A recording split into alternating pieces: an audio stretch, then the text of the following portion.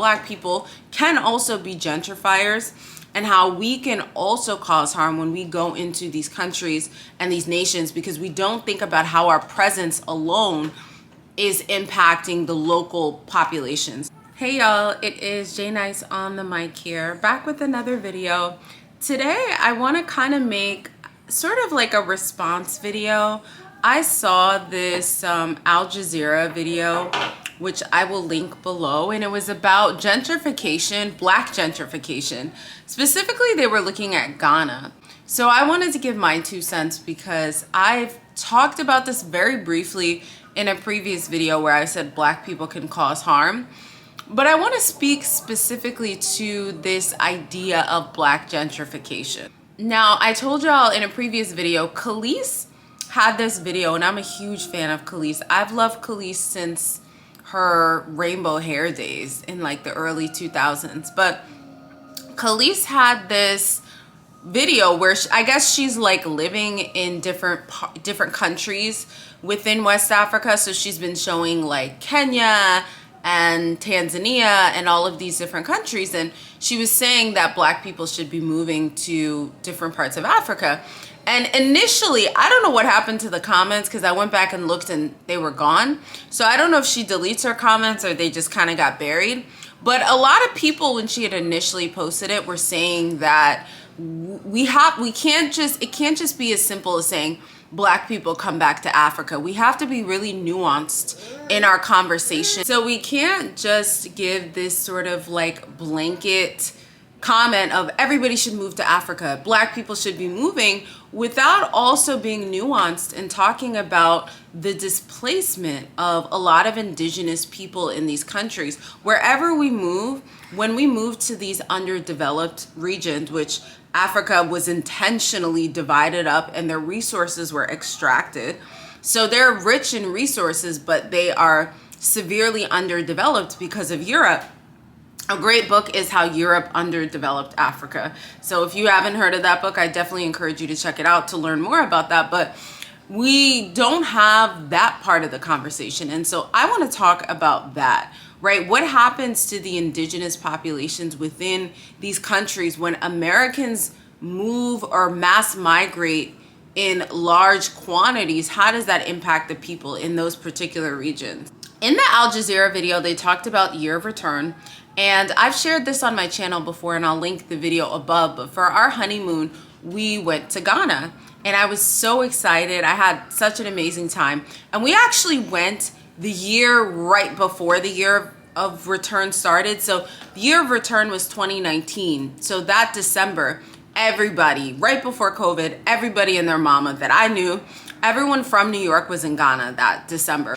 And I encountered some really interesting situations. I felt like because I'm partnered with somebody who is from Ghana, that I am just Ghanaian, you know? But when I got there, an interesting story happened, or an interesting situation happened, where we went to this park, a very famous park. It's actually called Kodakum Park. But we went out there. I felt like definitely like a outsider, because when we got to Kodakum Park, the person that was charging it, I don't remember how much it cost, but we got there and he quoted me a price, and he was like, okay, let's say it's $100. He was like, it's $100. And I was like, okay. And so I was waiting for my husband to come. And so when my husband arrived, he started speaking Tree with him. And the guy was like, oh, you didn't tell me you were Ghanaian? Oh, it's $50. And I was like, so you were gonna charge me $100 because you thought I was, assumably he thought I was American, and I am American. But it's like, it's interesting because there is a conversation about how Americans and people from Western countries come into underdeveloped countries, particularly in Africa. And when we mass migrate, especially to places like Ghana, because Ghana is one of the places where they've opened their arms wide for Black Americans specifically to come and own land.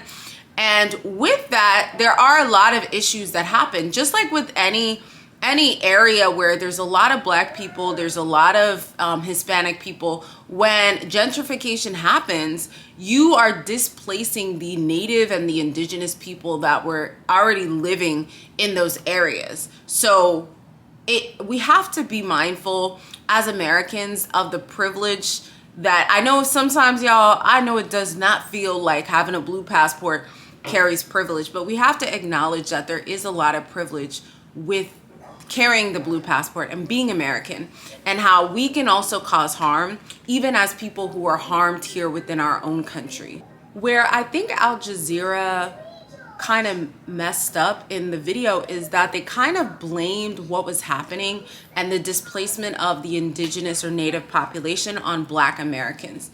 And in the comments of the Al Jazeera video on YouTube, people were saying, same with Cameroon, the country where my parents are from. There's a lot of, people who are from China that are there. Also, people in the comments were saying Russians are in Ghana, and those populations are also impacting the displacement of the native Ghanaian people. And so to blame it all on kind of like the Americans that have come in for Year of the Return, I think is maybe not a nuanced enough take. So when we come into countries, whether to visit or to live, I hear a lot of people saying, oh, we need to go to countries where people look like us and Ghana is going to be amazing and this and this and that. But also we have to think about the fact that when you go to these places, it's not exactly the luxuries that we're going to be used to here. I know in Cameroon, there's blackouts all the time. The power goes out, the water shuts off. And so the conveniences that we're used to here are not going to be over there, no matter how developed of an area you are living in or visiting. So we have to kind of drop our pretensions, I think, going over there, because I experienced culture shock the first time I visited the continent, and specifically Cameroon. I was like, oh, this is not what I thought at all, And so we also have to recognize that we're coming, and when we come, the prices of things, we impact the prices, especially when we move to these places. We impact the local communities, the prices, the people, the culture, and all of those factors I feel like should be considered if you are somebody who's considering moving to Ghana or any of these countries within Africa, or if you are somebody who has moved. So I think that the Al Jazeera video brought up a really important point about how Black people can also be gentrifiers, and how we can also cause harm when we go into these countries and these nations, because we don't think about how our presence alone is impacting the local populations. I think whenever we visit underdeveloped countries, when we visit these places in West Africa and in Africa in general, I think giving back. I love what I Show Speed did, showcasing the beauty in these countries, but I think also supporting the local people, the local economy, right? Look at where you're staying. Make sure, who owns the hotels where you're staying? Because in Ghana and a lot of these places, it's not the native people, it's not the indigenous Ghanaians that own these places, right? And so looking into who owns this hotel, who owns this restaurant, and making sure that you're supporting local to really impact and stimulate and feed the local economy. The moral of the story, and what I got from the Al Jazeera video, is that we have to think more deeply before we enter these countries. When we enter these places, especially as people with blue passports, if you're a blue passport person, even if you are part of a racially marginalized community here, we can still go into these countries and cause harm. And so we have to be really intentional, I feel like, if we don't want to just further perpetuate harm, looking at spending locally, where we spend our money, where we stay. I try to support the local people as much as possible. I try to stimulate the local economy, however, and whenever I can. And I try to avoid American resorts. And I also think you're not getting an authentic version of the culture if you're staying in these resorts the entire time you're in a particular country. So can Black people be gentrifiers? Absolutely. But I also think there's another conversation that has to be had about the local people, because the local people also take advantage of Americans or foreigners or people who are not from the particular country, and they upcharge the prices. That's also something that is an issue and that I don't think people talk about a lot or enough. Because I am on the American side, I don't live in a foreign country. I live, well, foreign to the US. I live in the US. Because I live in the US, it's hard for me to speak from that perspective, but I've experienced that. When I've been to Cameroon, when I've been to Egypt, when I've been to Ghana, I've experienced the feeling of being an outsider. And I understand that because it's almost like an American tax where it's like, well, y'all coming in disrupts a bunch of stuff here, you know, and so we have a tax, we have to charge you a tax for the disruption that you're causing, is almost what it feels like. They don't say these things, but that's what it feels like. So I think as Americans, what I want to emphasize is I think it's really important that we are intentional when we travel.